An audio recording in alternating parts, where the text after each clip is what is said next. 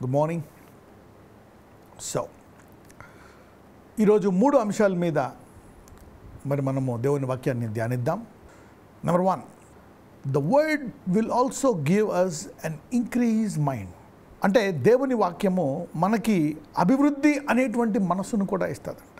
నేను ఎప్పుడు చెప్తూ ఉంటాను, మరి ఈ యాత్ర తర్వాత మనం ఈ యాత్రలో మన విశ్వాసాన్ని గట్టిగా పట్టుకొని ఆ వాక్యాన్ని నెరవేర్చడానికి మనము శాయశక్తులారా ప్రయత్నించినప్పుడు ఆయన యొక్క స్వరూపంలోకి మనము మార్చబడతాం. పోనీ అప్పుడే మార్చబడతామా? ఆయన స్వరూపంలోకి మార్చబడాలని ముందే మరి మన దేవుడు మనల్ని ఫిక్స్ చేశారండి. God has fixed us even before that. Okay, so మనం ఎప్పుడైతే యేసుని అంగీకరించామో అప్పుడే మనము ఆయన స్వరూపంలోకి మారాలని ఆయన ముందుగానే మన కొరకు నిర్ణయించాడంట. ఓకే, మరి ఈ యాత్ర కాలంలో ఈ ఆత్మీయ జీవితంలో మనము శరీరాన్ని నలగొట్టుకోవాలా, కొన్ని విశ్వాస కార్యాలు చేయాలా. అయితే ఈ యాత్రలో మరి దేవుడు మనల్ని అభివృద్ధిపరచాలని కూడా మరి చూస్తూ ఉంటాడు. అయితే anything that exist practically in your life, it begins in your mind. ఏదైనా మన జీవితంలో కార్యాచరణ జరిగింది అంటే అది ముందు మన మనసులో ఆరంభమవుతుంది. ఈరోజు మీరు ఉద్యోగం చేస్తున్నారు చాలామంది, అంటే మీ తల్లిదండ్రులు మీరు ప్రయోజకులు అవ్వాలా, మీరు చదువుకొని ఉద్యోగస్తులు అవ్వాలా అనేటువంటి దృక్పథంతో వాళ్ళు మిమ్మల్ని చదివించారు, మీ మనసులో పెట్టారు. మరి మీరు రేపొద్దున సమృద్ధిగా జీవించాలంటే మరి మీరు చదవాలా, ఉద్యోగం చేయాలంటే అది మరి పిల్లల మనసులోకి తీసుకొని వారు కూడా ఇప్పుడు మరి చదువుకొని ఉద్యోగం అనేది సంపాదించుకొని ఉద్యోగం చేస్తున్నారు. So everything began in our mind, right? ఇప్పుడు ఇల్లు కొనుక్కోవాలని కూడా మీరు మనసులో అనుకున్నారు, కొంత డబ్బు తీశారు, దాచారు, కొన్ని లోన్స్ తీసుకున్నారు, అక్కడ ఇక్కడ అడ్జస్ట్ చేశారు, యూ బాట్ ఎ హౌస్. చాలామంది ఇంకా లోన్లు తీరుస్తున్నారు. It began in your mind, అది మనసులో మొదలవుతుంది. అలాగే దేవుడు తను ఏదైనా చేయాలి అనుకుంటే మరి తన మనస్సులో మన మనస్సులో అది పెడతాడు. He puts that in our mind, right? So మొదటగా దీన్ని చూస్తాం. Then number 2 we see is like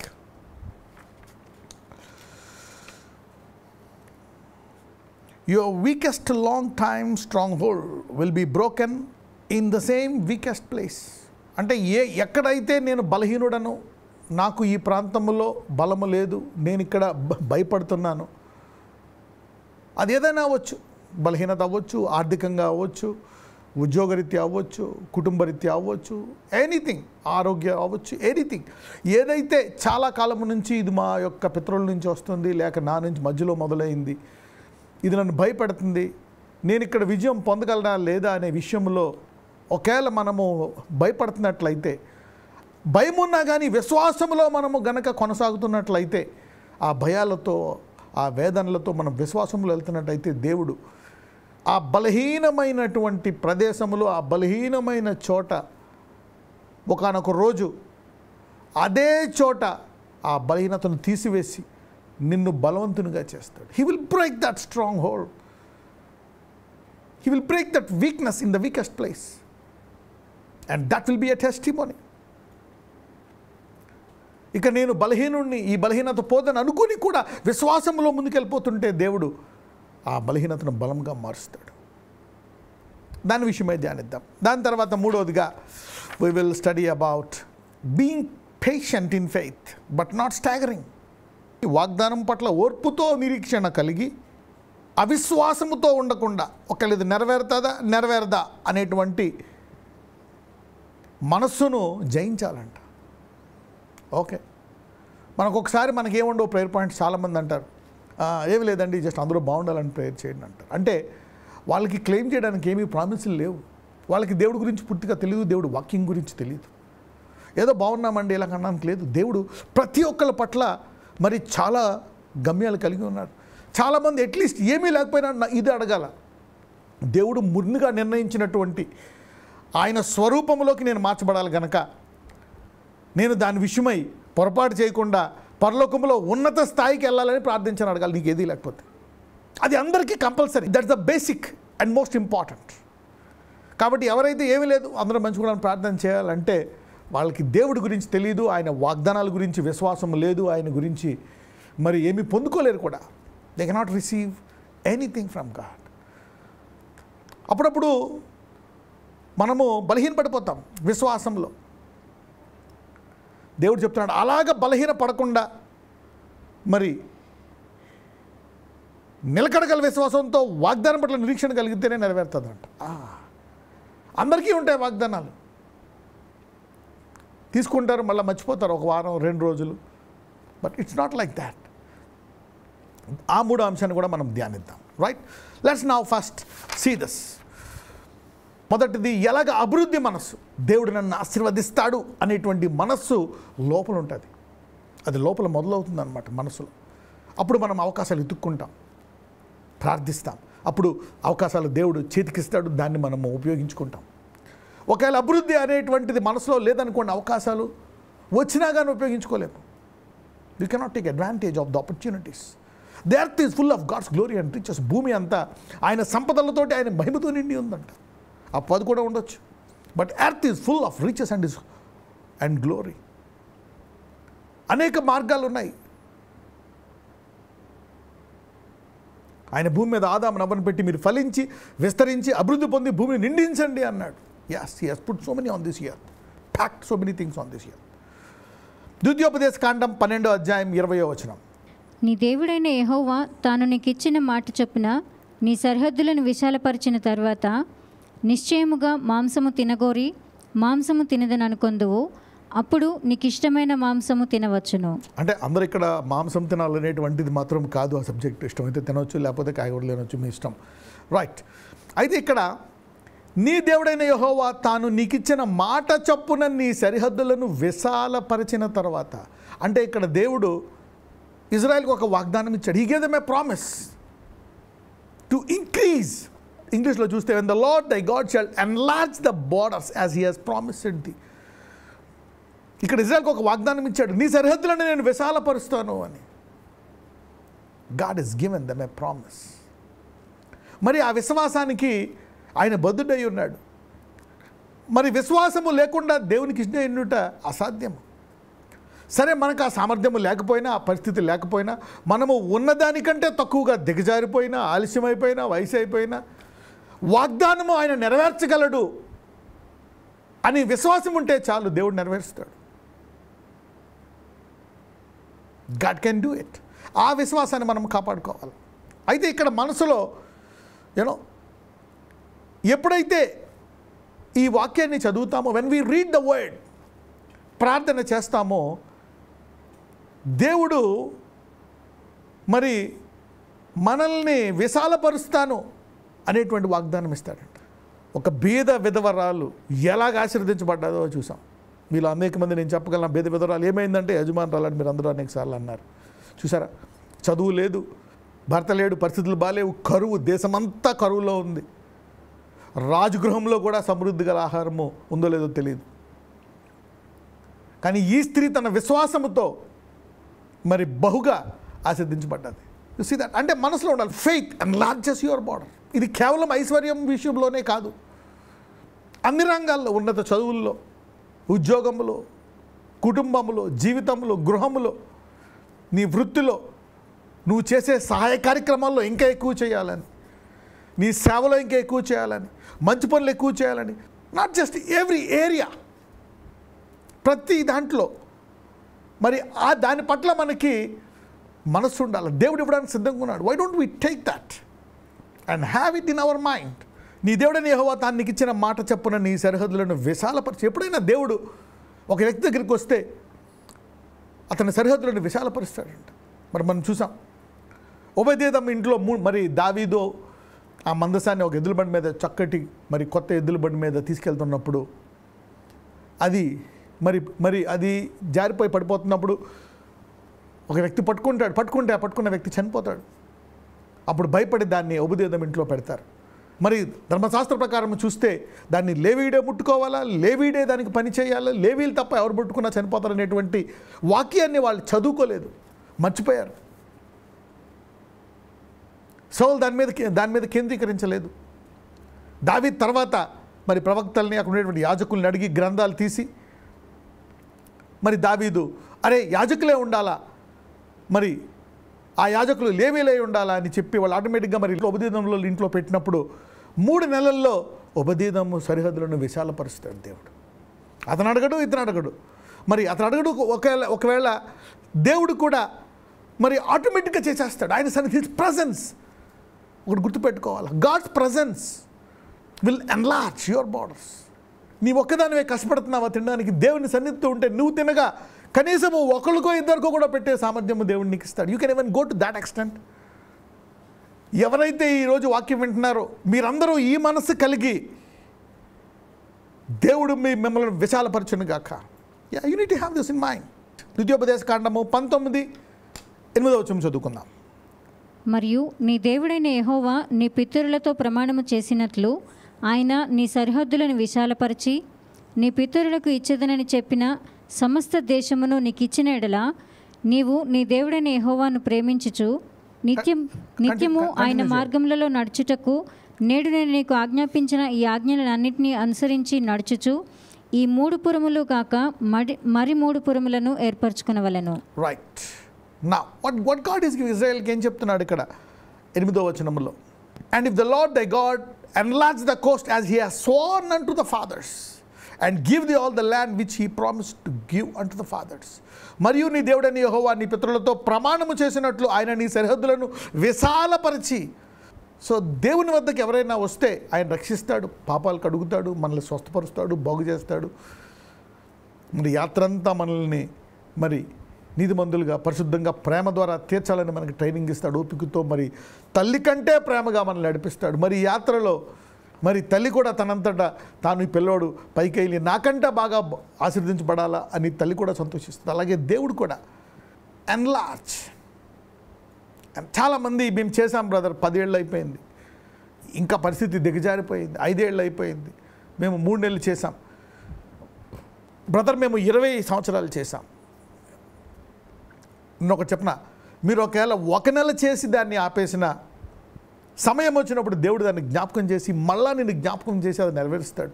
చాలామంది మరి ఈ విషయమై ఇసుకుపోయి ఇక మేము ఆశీర్వదించబడము ఇలాగే ఉంటాము అనుకొని ఫిక్స్ అయిపోయారేమో. కొంతమంది మానేసి ఉండొచ్చు, కొంతమంది అయినా పరలోక రాజ్యం వెళ్ళాలి కదా, బ్లెస్ అయినా బ్లెస్ అవ్వకపోయినా సరే మందిరానికి అయితే వద్దాం, వాక్యం అయితే ఇందాం అనుకున్న వాళ్ళకి ఈరోజు మీ సమయం వచ్చి దేవుడు అద్భుత రీతిగా మీ సరిహద్దులను విశాలపరచును గాక.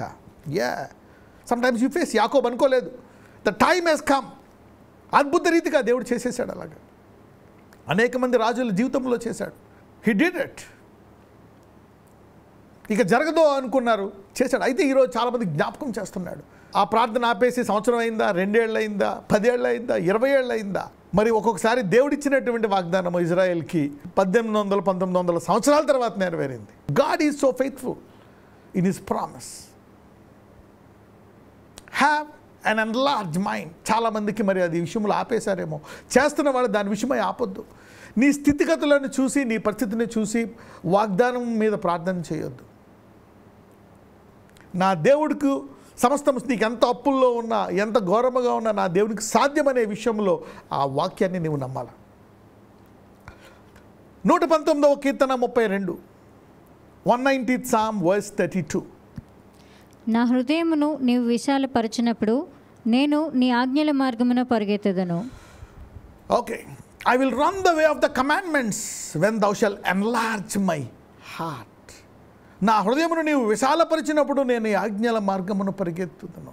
దేవుడు మనల్ని ఎంకరేజ్ చేస్తాడంట. మనం ఆయన యొక్క వాక్యానుసారంగా నడుచుకోవడానికి, ఆయన స్తుతించడానికి, ఆయన ఆరాధించడానికి, ఆయనకి ఇవ్వడానికి, ఆయన సేవ చేయడానికి, ఆయన కొరకు హింస పొందడానికి కూడా. మరి శిష్యులు హింసింపబడిన తర్వాత ఆ హింసను చూసి వారు ఆనందపడ్డారంట, ధన్యులు అనుకున్నారంట. అది ఎలా సాధ్యం? ఎందుకంటే దేవుడు వారి హృదయాలను విశాలపరిచాడంట. అందరికీ ఎక్కడో ఒక చోట ఎంతో కొంత అవిశ్వాసం ఉంటుంది, ఇది జరుగుతుందా, ఇది జరగదా, అప్పుడు దేవుడు అలాగెందుకు మరి నన్ను కాపాడలేదు, ఇలాగెందుకు మరి జరగనిచ్చాడు. We all have doubts, lot of doubts. విశాలపరచడం అంటే ఆ అనుమానాలు, అవిశ్వాసాలన్నీ తీసేసి ఇంకా ఆ వాక్యంలో వెళ్ళు, ఇంకా ఆజ్ఞలు తీసుకో, ఇంకా వాగ్దానాలు తీసుకో, ఇంకా అనేక వాగ్దానాల మీద మరి ఎత్తుపెట్టి ప్రార్థించి పొందుకో అని కూడా దేవుడు ఎంకరేజ్ చేస్తున్నాడు. You see that.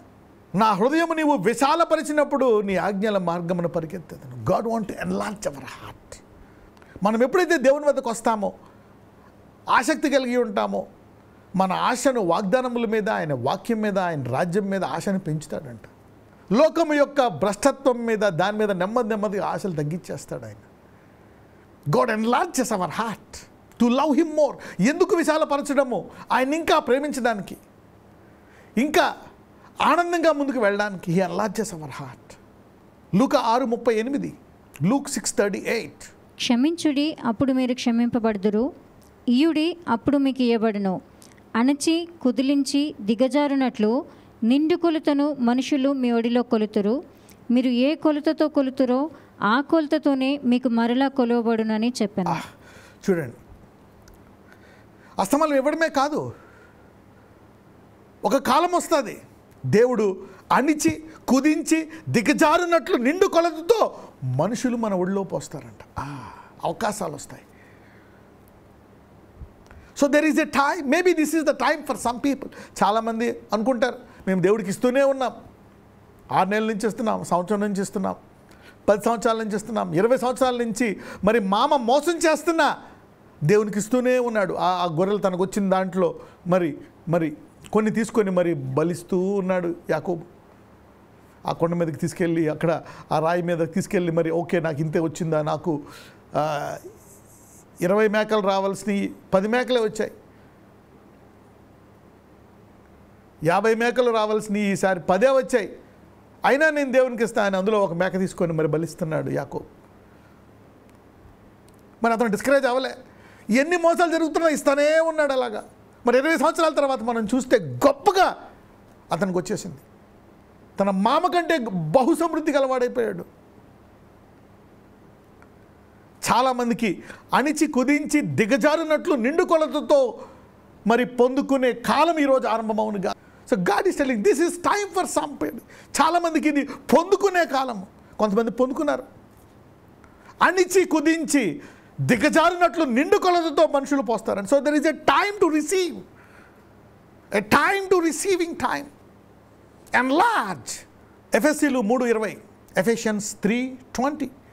మనలో కార్యసాధకమైన తన శక్తి చొప్పున మనము అడుగు వాటన్నిటికంటేనూ ఊహించు వాటన్నిటికంటేనూ అత్యధికముగా చేయ శక్తిగల దేవునికి క్రీస్తు యేసు మూలముగా సంఘములో తరతరములు సదాకాలము మహిమ కలుగునుగాక. ఆమేన్. మనలో కార్యసాధకమైన తన శక్తి చొప్పున. సో అంటే ఈ దేవుణ్ణి ఎప్పుడు కూడా విడిచిపెట్టాల్సిన అవసరం లేదు, ఎటువంటి పరిస్థితుల్లో కూడా. There is no way. ఎందులో కూడా ఈ దేవుడి విషయంలో నన్ను బాగు చేయలేడు, 8 సంవత్సరాలు ఆలస్యం అయిపోయింది అన్నాను కూడా లేదు.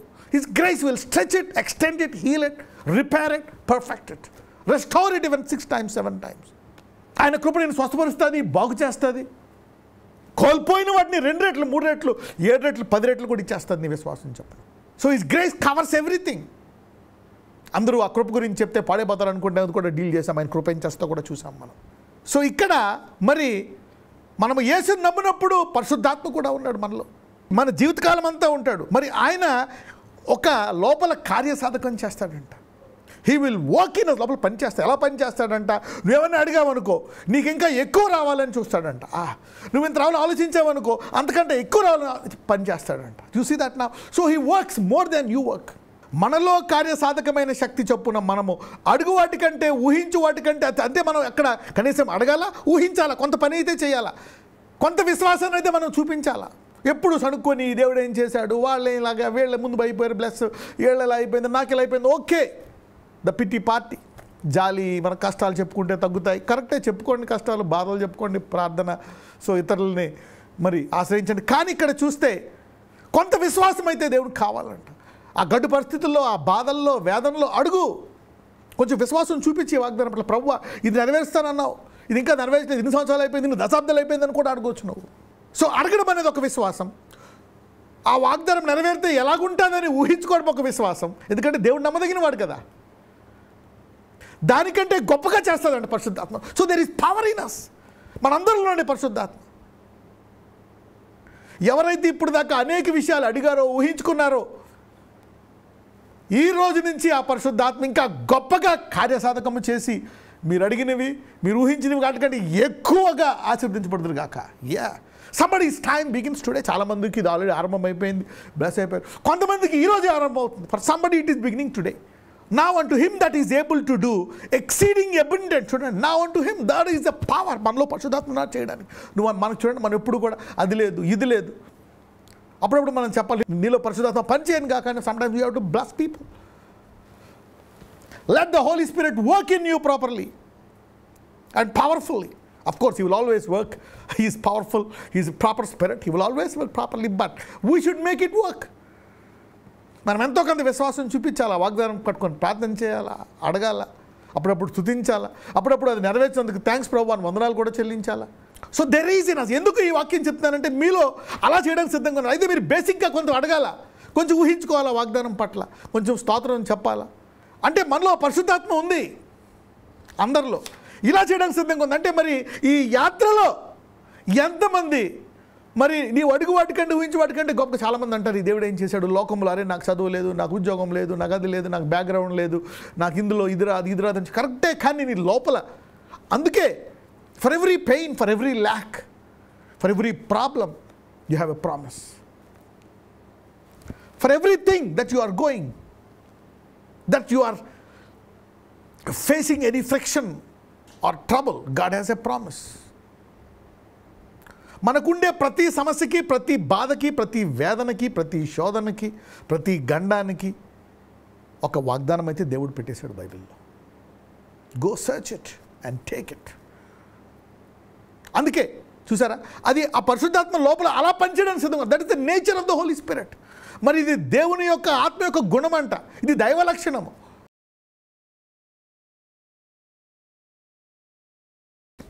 నజరేయుడైన యేసయ్య ఈరోజు నీ ప్రజలకు ఒక అభివృద్ధి చేస్తాడు దేవుడు అనేటువంటి మనసు దయచేయండి. Give them an increase mind based on the word. ఎలాగ ఇజ్రాయెల్కి నువ్వు వాగ్దానం ఇచ్చావు, అది నెరవేర్చావు.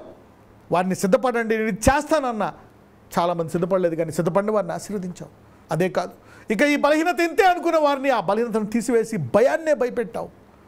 అనేకులను మీరు ముట్టి స్వస్థపరచండి, భయాలను తీసివేయండి. వ్యాధి విషయమై, అప్పుల విషయమై, కష్టాల విషయమై, శోధనల విషయమై, బలహీనతల విషయమై దేని విషయం భయపెడుతున్నారో ఆ భయాన్ని తీసేసి ధైర్యము గల హృదయాల వరకు దయచేయండి. అవి నేనేమో చేయలేవనే రీతిగా నీ వారితో మాట్లాడండి, రుజువులు చూపించండి. మరి విశ్వాసంలో బలహీనముగా ఉండకుండా నా దేవుడు నేను ఎటువంటి పరిస్థితిలో ఉన్నా నెరవేరుస్తాడు, నా స్థితిని నేను చూసుకోను, ఆయన నెరవేరుస్తాడు, ఆయనకి సాధ్యమని రూఢిగా నమ్మే విశ్వాసంతో స్తుతించి వాగ్దానం నెరవేరు వరకు సాక్షులుగా జీవించే కృప దయచేయమని నజరేయుడైన యేసునామమున ప్రార్థిస్తున్నాము తండ్రి. ఆమేన్. God bless you.